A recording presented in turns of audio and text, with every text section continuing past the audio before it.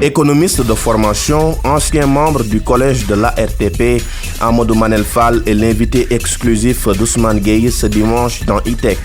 Le désormais ex-coordonnateur du Fonds de développement du service universel des télécommunications va aborder plusieurs questions d'actualité. Les grandes lignes de son magistère aux commandes du FD-SUT, l'inclusion numérique, Ayo Telecom, l'opérateur pas comme les autres, le grand naufrage des MVNO, entre autres sujets. À suivre ce dimanche 21 août 2022 sur iRadio. ITEC, l'émission d'un monde qui change, présenté par Ousmane Gueye. Bonjour à tous, merci d'être au rendez-vous de votre rendez-vous. Qui a rendez-vous ce dimanche avec un homme que je n'ai jamais reçu sur la bande FM. Un nom en 3 temps, une carrière qui démarre dans le café, loin de son Sénégal natal, une proximité professionnelle avec plusieurs ministres, une dernière mission axée sur le service universel, ce qui en fait peut-être un invité universel. Il va nous dire bienvenue Amadou Manel Fall. Bonjour, merci pour l'invitation. Merci d'avoir accepté justement notre invitation. Ci-devant, coordonnateur du Fonds de développement du service universel des télécoms, ancien conseiller technique de plusieurs ministres en charge de la communication, des télécommunications, des postes et de l'économie numérique, ancien membre du collège de la RTP, ancien directeur de la stratégie du partenariat et de l'innovation de la société en charge de la TNT, TDS SA, un riche parcours dans les télécoms pour celui qui a démarré par le café à Nestlé. C'est plutôt inhabituel comme parcours?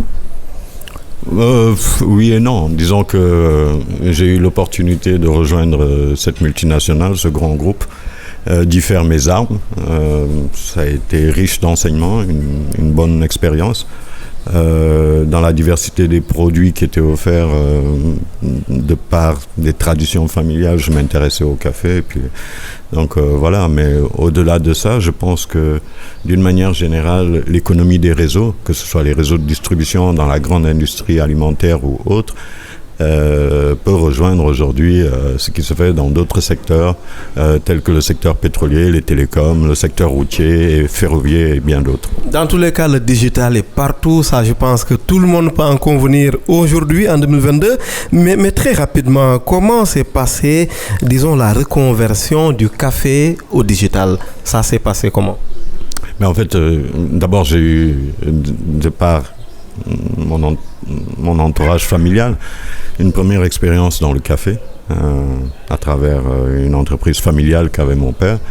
Et puis, naturellement, à la fin de mes études, j'ai commencé à postuler. Et ce groupe alimentaire dont on parlait m'a offert une opportunité de travailler chez eux.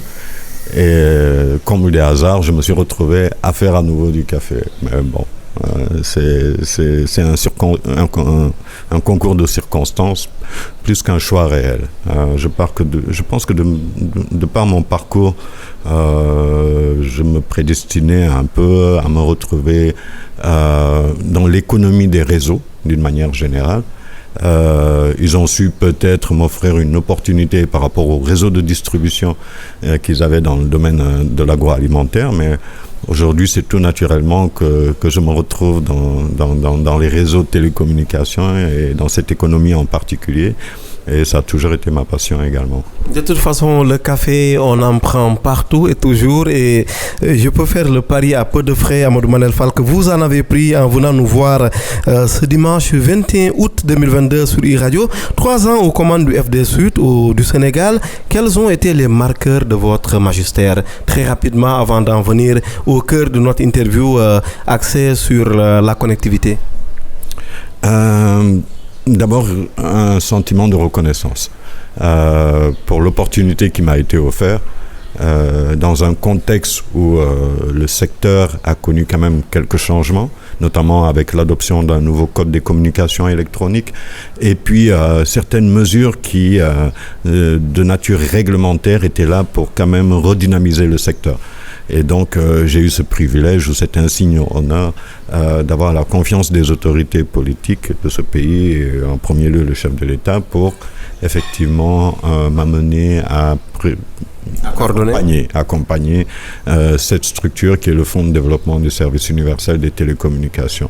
Dans l'ensemble, je pense que ce qui était attendu du secteur, c'était quand même un redéploiement de cette de cet instrument dans l'accompagnement des politiques publiques en ce qui concerne l'aménagement numérique du territoire, en ce qui concerne l'inclusion numérique des populations, et je pense que nous l'avons bien compris et nous avons essayé, en tout cas par rapport à nos missions, d'aller dans ce sens-là. Oui, revenant un peu aux marqueurs, les axes forts un peu de votre magistère, très rapidement, on ne fait pas de bilan, mais c'est important qu'on en dise un mot. C'était quoi ou c'est quoi selon vous? Je dirais qu'aujourd'hui, quand même, ce qui peut-être est le plus significatif à mes yeux et peut-être aux yeux de mes anciens collègues, ça a été la dynamique que nous avons eue de vouloir co-construire avec l'ensemble des acteurs de l'écosystème de nouvelles dessertes, de mettre en place de nouvelles dessertes pour aller pour... de nouvelles dessertes, vous n'êtes pas dans l'aviation? Non, on parle de dessertes dans le sens de la couverture des zones, plutôt dans la couverture des zones en infrastructure et en services de télécommunication. C'est plutôt dans ce sens que nous l'entendons, pour aller vers moins de fractures numériques, plus d'aménagement numérique du territoire, plus d'inclusion et plus de services pour les populations. Justement, beaucoup d'investissements consentis ces dernières années, mais il reste que le service universel demeure une grosse préoccupation pour les opérateurs, notamment qui zappent certaines zones pour non-rentabilité. Des sociétés de téléphonie qui privilégient trop leur tour sur investissement, c'est une question? C'est une question qui a le mérite d'exister. On ne peut pas l'occulter, on ne peut pas le nier, parce que je crois que la mission première de ces entreprises est quand même d'avoir des profits, d'avoir un retour sur les investissements qu'ils ont. Des acteurs économiques. C'est des acteurs économiques et privés de surcroît, donc c'est tout naturel que ces choix s'imposent à eux parfois. Justement, l'intérêt du service universel, c'est de venir en appoint. Et au-delà des mécanismes financiers, je pense qu'aujourd'hui, d'autres mécanismes existent. On peut imaginer et penser naturellement au partage d'infrastructures, à la mutualisation, au roaming, etc., qui sont des leviers, et puis des incitants fiscaux sur les réductions des coûts de fréquence, etc., qui peuvent accompagner effectivement les mesures financières dont pourrait disposer le fonds pour aller dans la prise en compte de ces zones blanches en particulier, dans les politiques d'aménagement des opérateurs, dans les obligations de couverture qu'ils ont.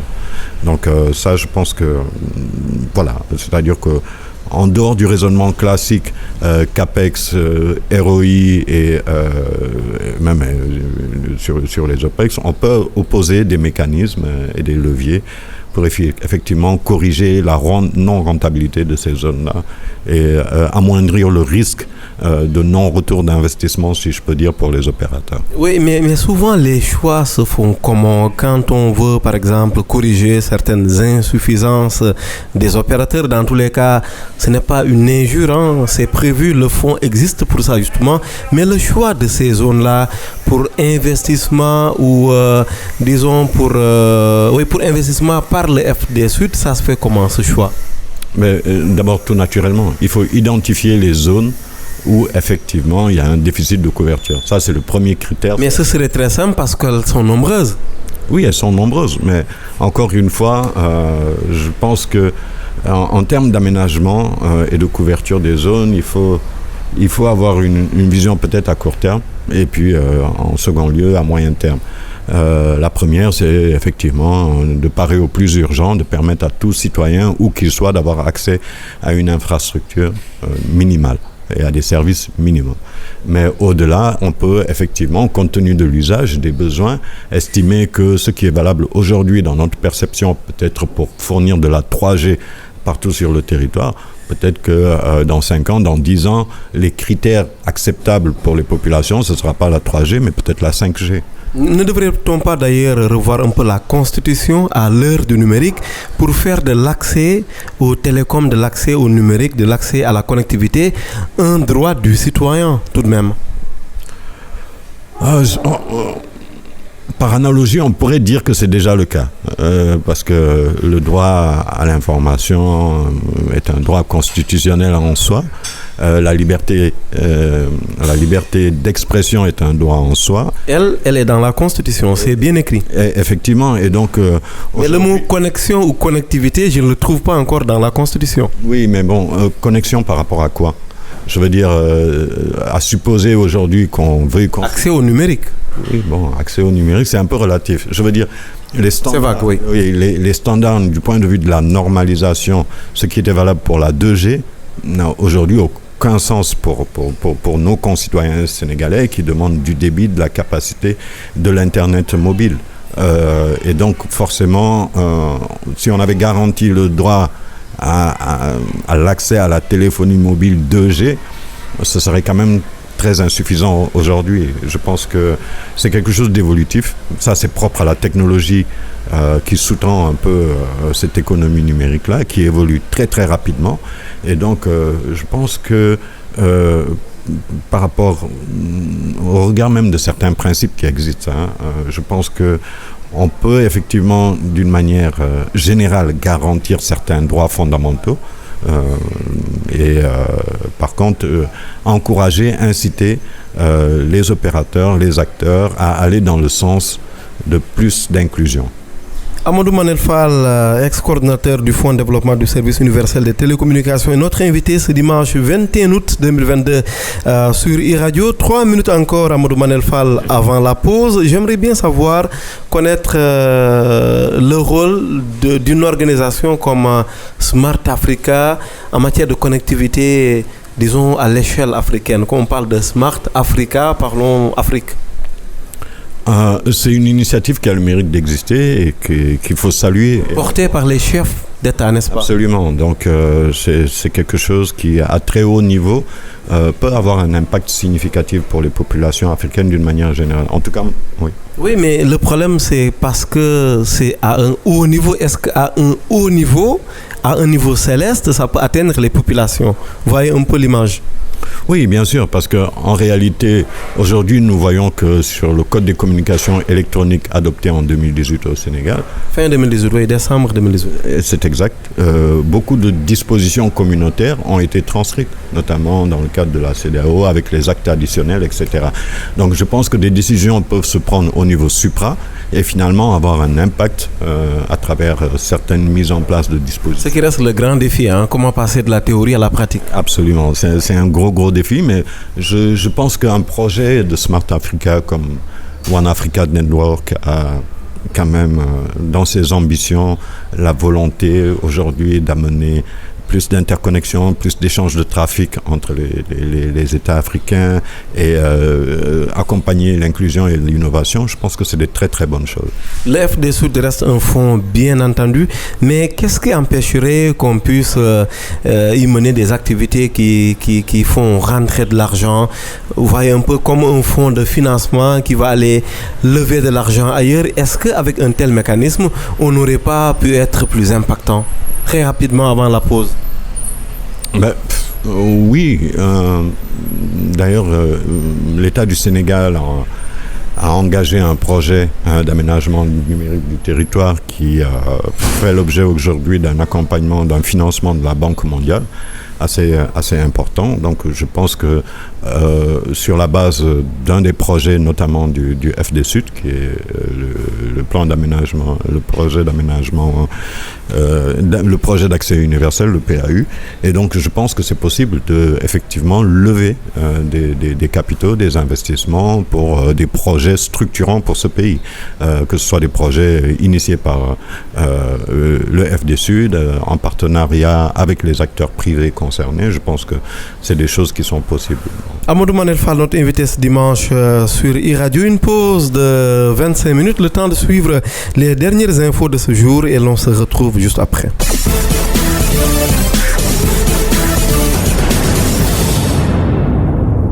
E-Tech, Ousmane Gueye sur e-radio. Économiste de formation, après un diplôme obtenu à l'Université libre de Belgique, jusqu'à récemment coordonnateur du FD Sud, le Fonds de développement du service universel des télécommunications, Amadou Manel Fall nous rend visite ce 21 août 2022 sur e-radio. Pour parler, bien entendu, on ne peut pas occulter la question de son passage par le FD Sud, mais plus globalement pour évoquer tous ces chantiers, tous ces projets, tous ces défis qui restent numériques pour les populations au Sénégal. Très rapidement, on en a dit un mot, Amadou Manel Fall, l'inclusion numérique. Là maintenant, si on sort complètement du FD Sud, globalement, comment est-ce qu'on pourrait adresser cette problématique? C'est déjà le cas, mais comment on pourrait renforcer déjà l'existant? Bien entendu, pour sortir du FD Sud, voilà, je suis bien sorti du FD Sud. Donc, je partage un avis et peut-être une expérience. Par rapport à l'inclusion numérique, il est important de dire que lorsqu'on parle d'inclusion numérique, ça paraît un peu abstrait. On imagine évidemment toutes ces personnes, tous nos concitoyens qui disposent d'un téléphone mobile, qui ont accès à l'Internet, qui peuvent effectivement appeler, recevoir des appels, etc. Mais au-delà de cet aspect, il est important de prendre en compte l'usage que peuvent en faire les populations pour un gain du point de vue social et du point de vue économique. Et c'est à ce moment réellement qu'on peut parler d'une véritable inclusion. Mais l'inclusion, je vais parler par exemple d'un groupe de population, les personnes vivant avec un handicap. Leur inclusion dans cette société du numérique, dans cette société de l'information à travers le numérique, est une chose importante à prendre en considération. Effectivement, également, tout ce que le numérique peut apporter aux femmes, du point de vue de leur émancipation sociale, du point de vue de leur émancipation économique, sont des aspects à considérer dans l'approche inclusion numérique. En définitive, aujourd'hui, on pourrait parler de cette inclusion économique si nous arrivons à réunir l'ensemble des outils ou des services qui permettent effectivement que les concitoyens sénégalais, où qu'ils soient, puissent effectivement, à travers tout ce qui a été développé dans ce cadre-là, en tirer un gain. Voilà. Mais parlant d'inclusion numérique, Amadou Manel Fall, il y a surtout l'inclusion financière qui visiblement semble plus visible. Pour me répéter, actuellement, comment on pourrait en juger? Est-ce que le Sénégal est très en avance côté inclusion numérique ou pas, en juger par le secteur financier? Oui, évidemment, je pense que c'est des avancées perceptibles que tout le monde effectivement peut toucher du doigt. Mais au-delà, ce qui est intéressant peut-être de poser comme élément de référence, c'est que en 2022, l'Union internationale des télécommunications considérait qu'à peu près 25% de la population dans les pays subsahariens, dont le nôtre, n'avait pas accès justement à ces infrastructures de télécommunications et à cette connectivité. Ce sont des chiffres assez parlants.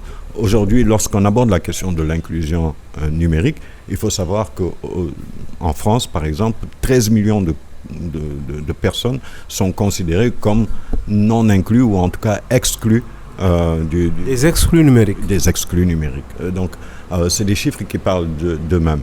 Mais d'une manière globale, je pense que l'inclusion, comme je l'ai dit tantôt, ne s'arrête pas simplement à l'inclusion numérique. C'est un service qui a été proposé et fort apprécié par les opérateurs pour des raisons évidentes que l'on peut comprendre.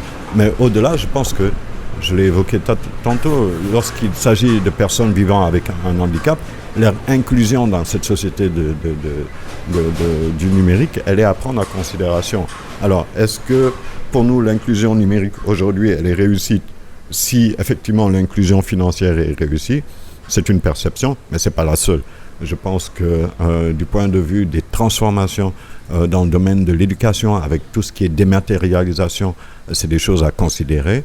L'inclusion des femmes, je l'ai évoqué également, du point de vue social, du point de vue le genre, économique, la dimension genre, parce que lorsque nous voyons les courbes de progression d'inclusion numérique dans nos pays qui sont assez notables, hein, il faut le dire, on se rend compte qu'il y a quand même un décalage, et ça c'est le GSMA qui dans son dernier rapport de 2021 en fait état. On se rend compte qu'il y a une plus grande appropriation du numérique d'une manière générale par les hommes que par les femmes. Avant, c'était plus ou moins jusqu'en 2020, on va dire, 2017-2020, c'était plus ou moins égal, hein, c'était à 50-50. Mais dans les derniers rapports du GSMA, on se rend compte qu'effectivement, il y a un léger décrochage des femmes et que les hommes sont majoritairement plus enclins à adopter les technologies, en faire un usage qui permet leur inclusion. Bizarrement, c'est peut-être une fausse grosse contradiction. De plus en plus, le numérique évolue, monte, on a beaucoup de start-up. En même temps, Amadou Manel Fall, on a cette impression que dans l'administration, on est très en retard, forcément, parce qu'il y a une panoplie d'outils que l'on n'utilise pas, qu'aujourd'hui le Sénégalais de Tambacounda se voit amené à faire tout un trajet pour chercher son état civil à Dakar. Est-ce que franchement ce n'est pas un gros gâchis tout cela pour ça? En fait, c'est la dématérialisation dont je faisais état tout à l'heure. C'est-à-dire qu'aujourd'hui, un ensemble de procédures peuvent être dématérialisées et permettre l'accès, je veux dire, à travers le numérique pour nos concitoyens à ces services ou à ces documents, parfois à ces données-là. Des efforts ont été faits, là également il faut le saluer, il faut le dire, des efforts ont été faits, continuent à être faits et je pense que le secteur privé sénégalais également a pris conscience effectivement que il y a des parts de marché à prendre dans ce domaine en particulier. Et je vois de plus en plus des startups se développer pour essayer d'apporter un ensemble de services, en fait, qui peuvent être des services, on va dire, publics garantis aux populations, mais face peut-être à l'absence de réponse, trouve un moyen de combler ce déficit-là. Mais d'une manière générale, j'avoue que des efforts appréciables ont été faits de ce point de vue-là. Est-ce qu'il faut en faire aussi des efforts appréciables, notamment dans le domaine des MVNO, les opérateurs mobiles virtuels, depuis le recrutement, entre guillemets, de tous ces opérateurs? Ils étaient 3 au départ, il n'y a que ProMobile, donc Sirius Telecom qui commercialise la marque ProMobile qui existe vraiment. Est-ce qu'il n'y a pas eu un certain laxisme, pardonnez le mot, de la part de l'État, quand on sait qu'aucune sanction n'a été prise pour des opérateurs quand même, qu'on a été retenu au détriment d'autres, donc exclus du jeu, et aujourd'hui la situation est toujours en l'état? Bon, ça, j'avoue que je ne peux pas répondre. On a un régulateur de marché qui s'appelle ARTP, qui est l'autorité de régulation des télécoms et des postes, l'ARTP en l'occurrence. Mais qui n'a pas toute la main là-dessus, parce qu'on sait très bien qu'il y a une partie qui relève du ministère de l'économie numérique, une autre qui relève du ministère des Finances, avant même l'ARTP, certes, qui a lancé l'appel d'offres.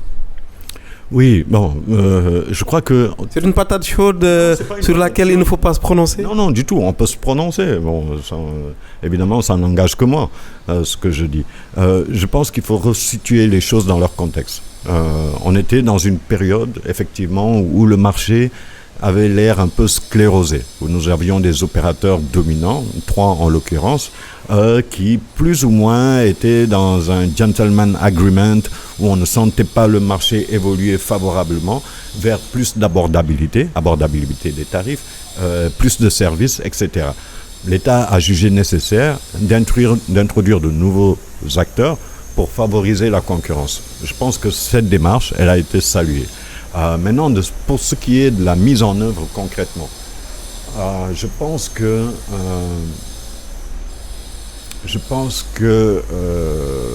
les acteurs retenus n'ont pas su appréhender le business des télécoms tel qu'il se devait. Et puis, le résultat des courses, c'est que ça n'a pas abouti à grand-chose. Oui, parce que beaucoup ont dit que pour les non-acteurs des télécoms, qu'effectivement, certains ont pensé que c'était vraiment des milliards à prendre avec beaucoup de facilité. Non, mais bon, on a un exemple, si je peux me permettre de le citer, c'est Kiren, qui n'est pas un MVNO, mais qui dispose d'une licence de marque, donc qui a en réalité moins de latitude qu'un MVNO. Et je pense que depuis le temps qu'il existe sur le marché, il a prouvé que c'était possible et c'était rentable. Mais à l'heure actuelle, ce serait excellent de voir si ça marche toujours ou pas. À l'heure actuelle, avec l'évolution du marché que l'on connaît.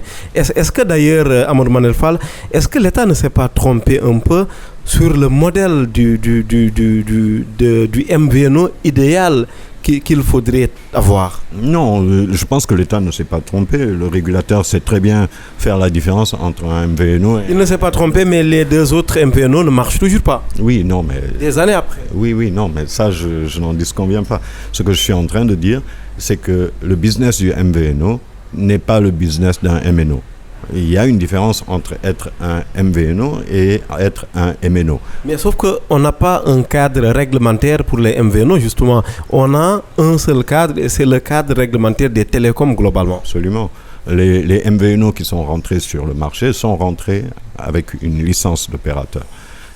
Bien qu'il y ait eu une évolution dans le code, qui permet aujourd'hui, je pense, d'aller vers un régime d'autorisation. Mais il est clair qu'il n'y a pas de différence au niveau de l'État entre le titulaire d'une licence de télécommunication pour offrir des services de télécommunication. Au rappel, je voudrais signaler que c'est des licences qui permettent aux opérateurs MVNO, donc les trois en question, de fournir l'ensemble des services qu'un MNO traditionnel peut offrir. Hein. Oui, mais la différence, c'était de permettre aux MVNO justement de faire la différence, parce que ça n'a pas de sens. Si un MVNO qui dépend d'Orange, de Free ou d'Expresso donne les mêmes services que l'opérateur qu'il porte, ça n'a pas de sens. Est-ce que finalement le cadre global, parce qu'il n'y a pas un cadre MVNO, est-ce que le cadre global le permettait? On a vu par exemple à un certain moment entre l'homme d'affaires Mbakiou Faye et Free, c'était très compliqué parce que l'intéressé voulait lancer son MVNO, disons, avait choisi le même moment que Free. Et je rappelle que c'était à l'occasion du Magal et ça a donné ce que ça donne aujourd'hui. Est-ce que franchement, Amadou Manel Fall, vous pensez que l'État a donné assez de marge de manœuvre au MVNO pour faire une offre innovante et pour concurrencer aussi les opérateurs porteurs? Oui, bien sûr. C'est très clair. Hein. Ils ont toute l'attitude. Expliquez-vous. Non, ils ont toute l'attitude. Il n'y a pas de frein, en réalité, dans ce qu'ils peuvent offrir comme service. Ce serait une erreur de le penser. Donc, l'État, effectivement, de ce point de vue-là, a donné toutes les garanties d'un exercice plein et entier de cette activité-là. La différence fondamentale, elle est, comme je le disais tout à l'heure, c'est que le métier d'un MVNO, ce n'est pas le métier d'un MNO. Et je pense que, dans ce que j'ai pu percevoir, beaucoup de MVNO se sont pris pour des MNO, pour des opérateurs classiques, ce qu'ils ne sont pas. Il faut savoir que c'est des marchés de niche, et il faut savoir adresser ces marchés de niche-là. Et la plupart des offres MVNO, d'ailleurs, quand on compare avec d'autres pays, ce qui se fait dans d'autres pays, c'est des offres communautaires. Vous avez, je vais citer un exemple comme l'ICA Mobile, qui à un moment donné, s'était concentré sur les populations étrangères, la diaspora vivant dans certains pays, et vendait en fait des packages, des bundles de minutes pour des appels internationaux. Donc c'est vraiment un marché de niche qu'il faut savoir adresser avec des offres extrêmement intéressantes. On a vu des MVNO ailleurs en Afrique devenir carrément, du moins l'inverse. On a vu des banques devenir des MVNO. Donc c'est pour dire qu'effectivement, de ce point de vue-là, il faut savoir quel est le marché cible qu'on adresse et qu'est-ce qu'on met en place pour effectivement prendre des parts de marché. C'est exactement ça, je pense, oui. Oui, maintenant, qu'est-ce qu'il faut faire? La question favorite de notre ami Alassane Samba Diop. Maintenant que ça ne marche pas, du moins pour les deux MVNO, un patron de MVNO nous a confié récemment que dans tous les cas, le Sénégal n'avait pas la maturité qu'il faut en matière de MVNO, en ajoutant que dans cette affaire, tout le monde y apprend, on y apprend, et y apprendre aussi, c'est savoir tirer des leçons du passé. Aujourd'hui, on fait quoi? On sanctionne les MVNO qui n'ont pas pu démarrer leur activité conformément à la loi. On leur pardonne en disant que non, dans tous les cas, ce métier-là, ce business-là, tout le monde y apprend. On fait quoi? Mais en fait, vous avez pointé du doigt le problème. C'est-à-dire que si on se lance dans un business pour apprendre, il ne faut pas s'étonner. Mais visiblement, c'est tout le monde qui apprend, visiblement. À en juger par l'expérience, même l'État y apprend. Non, je ne pense pas cela. Je pense que de nouveaux acteurs, de nouveaux entrants sur ce segment de marché en particulier des télécoms, apprennent. Ça, je veux bien le concevoir. Et d'ailleurs, de par leur parcours, c'est le cas. Ils apprennent. Mais dire que l'État apprend ou le régulateur apprend, je ne le pense pas du tout. Les MNO, donc les opérateurs traditionnels qui sont sur le marché, ils n'apprennent pas leur business. Ils en ont la parfaite maîtrise. Je pense que l'apprentissage, effectivement, est le fait et le cas des nouveaux entrants. Maintenant, on fait quoi avec l'échec, entre guillemets, en tout cas provisoirement des deux? Le seul opérateur MVNO de l'homme d'affaires Mbacké Faye qui marche, on fait quoi? Le Sénégal fonctionne avec seulement un seul MVNO? Mais on ne doit pas rouvrir le marché aux exclus lors de l'appel d'offres? Mais en réalité, non. Je pense que à côté des 3 opérateurs classiques, j'aime rappeler très souvent qu'il existe un opérateur de service universel dans la région de Matam, Hayo, qui est Hayo. Et à côté de cette expérience Hayo que nous avons connue au Sénégal, nous avons une expérience ici également qui est assez inédite. C'est quand on a un opérateur que moi je considère comme une licence de marque. Hein. Je rappelle, c'est Kiren. C'est le terme d'ailleurs. Oui, donc... c'est le terme consacré. Ok, donc on est dans ce cas de figure où, en tout cas sur le marché, à côté des opérateurs classiques, les MNO, nous avons un opérateur de service universel, nous avons un autre opérateur qui exploite une licence de marque et qui offre des services de télécommunication aux concitoyens sénégalais que nous avons.